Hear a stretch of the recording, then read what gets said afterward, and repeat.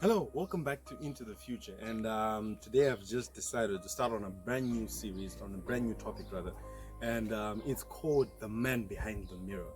Now, a lot of us, we have had tendencies of not really understanding who we are.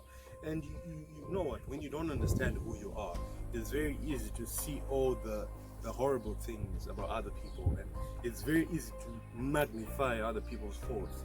But when you do a self introspection and when you work on yourself, you see, you create an atmosphere around you, you create a presence around you that make people reciprocate what your image is inside you.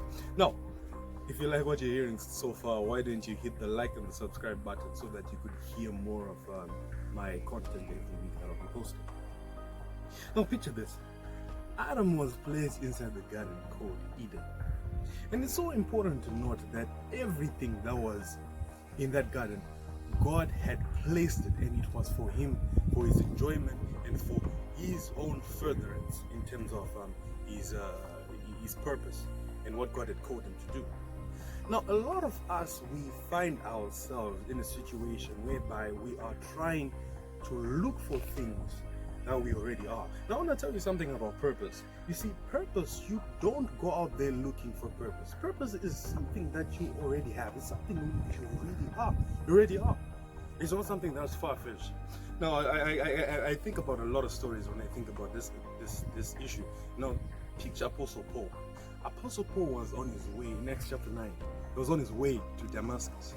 And as he was on his way to Damascus, he was going to persecute all of the Christians. Imagine. So this guy was a radical. This guy was he was a thug. But you see, God turned his thugness for attacking the Christian body.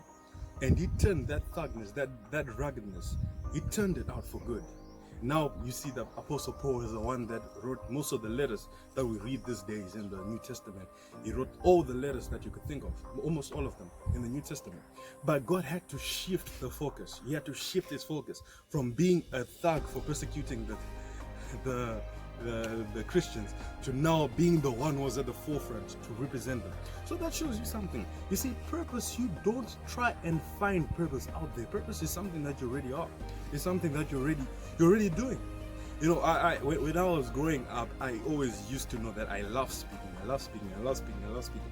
So I tried, as I was growing up, I tried a lot of things, but it didn't actually gain me any ground. I didn't achieve anything that I wanted to achieve because, you see, I was chasing after something that I wasn't.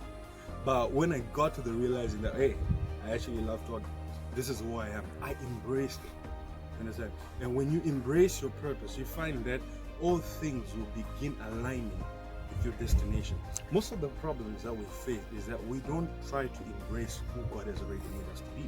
But the problem with not embracing what God has already made you to be, you always find out that there's always something missing, and you're always trying to find something out there when the thing that you're trying to find out there, when you already have everything that you need. So just like Apostle Paul, instead of attacking the thing that he was pursuing, he definitely joined becoming a Christian. So I want to encourage someone who's listening to me today that you don't try and search for your purpose. Purpose finds you. Whatever you are doing right now, if you trace, you see, the wonderful thing that God does is God works in patterns. There are patterns that God shows you in your life. And those patterns, if you follow them carefully, they will lead you directly to the purpose that He has ordained for you. So instead of you trying to search for something and trying to look for something that doesn't exist, remember, God created you way before you were formed. He knew you. He knew everything about you. He knew exactly what He wanted you to do. So instead of trying to search something that is far-fetched, something that is beyond you, you look in. You look inwards. You look at the mirror. When you look at the mirror, 99 to 100% of the time, you see exactly who you are.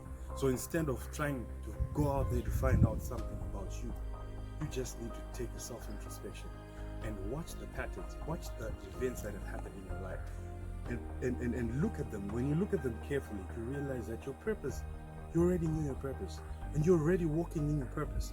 But just because you were not paying attention to the patterns, that's why you didn't get to the point whereby you were realizing your full potential. So I want to encourage you today that look in deeper. When you look in deeper, you realize that everything that God has called you to do, you are already that person, and you're already walking in that path. Just that you're not keeping account, you're not paying attention to the patterns. God bless you.